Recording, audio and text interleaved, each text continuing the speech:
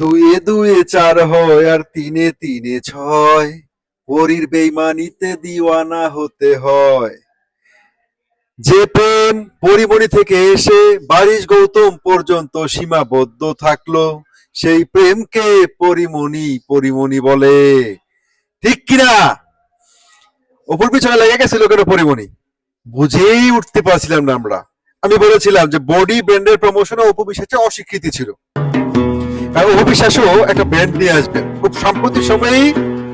অবিশ্বাসের ব্র্যান্ড আসবে, এই জন্য অবিশ্বাস বডি ব্র্যান্ডের প্রমোশনের জন্য ওটা দ্বিমত পোষণ করেছিলেন। পরিমণি স্বার্থ আঘাত লেগেছে। সেই পরিমণি এখন কোথায়, কার কোলে গিয়ে আস্থা নিল? বারিশ গৌতমের কোলে। গায়েস, বারিশ গৌতমের কোলে পরিমণি।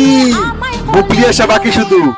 বারিশ গৌতম পরিমণি। এই রমজানে শয়তান বন্দী হয়েছে কিন্তু ওদের উপরে ভর করেছে। স্বপ্ন বুবলি আসলে দুয়ে দুয়ে চার হয়ে যাবে, একদম হিসাব ক্লিয়ার কাট হয়ে যাবে গায়েস। পরিমণিকে অবিশ্বাস নিজের ছোট বোন হিসেবে সম্বোধন করত। ওফ, কি সাপ রে, কি সাপ রে, কি সাপ রে, কি সাপ! পরিমণির মতো সাপ থাকলে এইভাবে ছোবল, এইভাবে ছোবল, মানে যেখানে যাবে সেখানে ছোবল। সবসময় শুধু তার স্বার্থ রক্ষা করতে হবে। তার স্বার্থ আঘাত লাগলে সে ছোবল দিতেই থাকবে।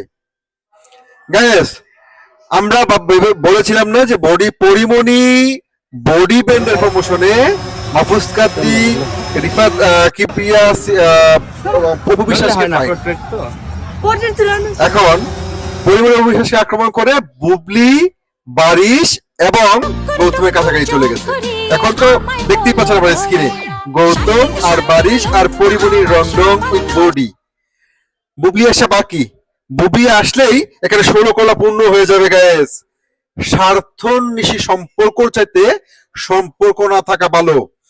পরিমণির মতো সেলফিশ মানুষের সাথে সম্পর্ক আরো আগে নষ্ট হওয়া উচিত ছিল।